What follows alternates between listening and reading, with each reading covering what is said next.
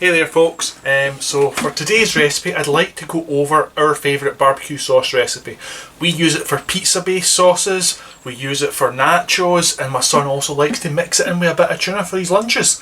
It's lovely, the bourbon in it just gives it that extra little kick without it being alcoholic. It's just that extra hint of flavour and it makes it so worthwhile. So hopefully you enjoy. If you do try it, stick your details in the comments below. If you're a new viewer and you like it, please subscribe and let's crack on.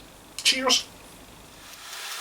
So the very first thing we need to do is to prepare our brown onions.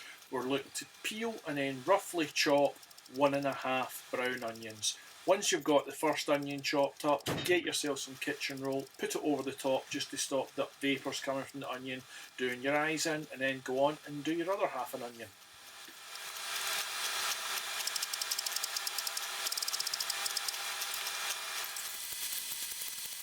We now want to get ourselves between 6 and 8 garlic cloves and just break them up, roughly chop them and set them aside.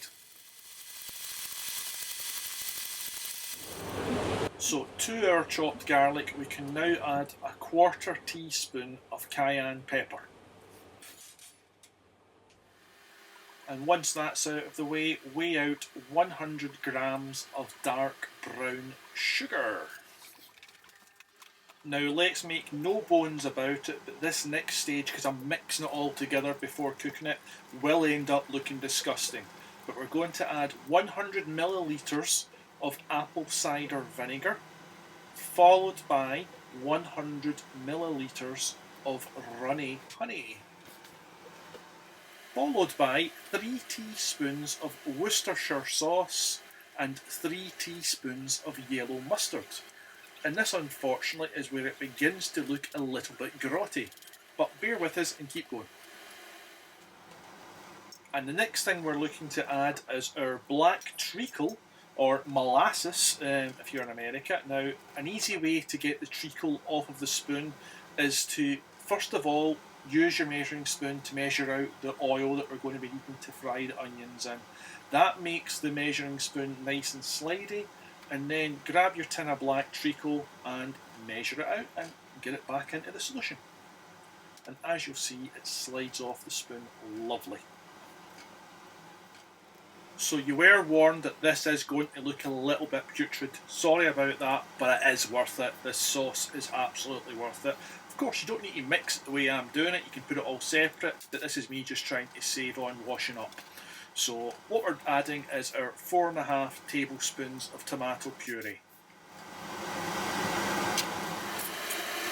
So now we can prepare our seasoning and spices separate. So it's 3/4 teaspoon of dried oregano, 3 teaspoons of salt and 3/4 teaspoon of black pepper.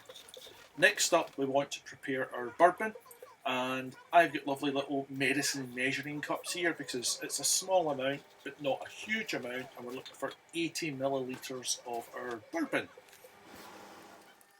Now that all our ingredients are prepped, I've warmed the olive oil up to a medium heat, and once that's prepared and ready, as you see by just dropping a bit of onion in and you see it start to sizzle, I add the rest, and we're going to cook that until it's softened, which is about 5 minutes.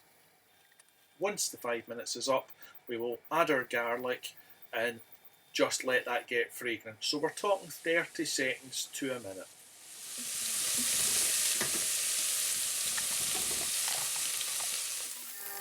And as soon as our garlic has become fragrant, we're going to start adding the rest of our ingredients. The first thing we add is a full jar of Passata tomato sauce. That's a 680 millilitre jar, and then we're going to add everything else that we've already prepared.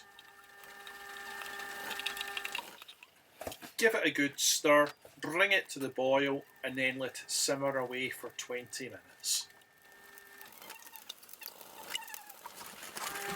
And now add your bourbon, grab your stick blender, give it a really good blend till everything's really broken up into a nice smooth sauce, and then reduce this.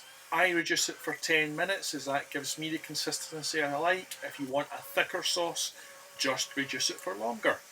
But I find this perfect, this thickness, for pizza bases, which which is where we always use it. It's also great though as a nacho sauce.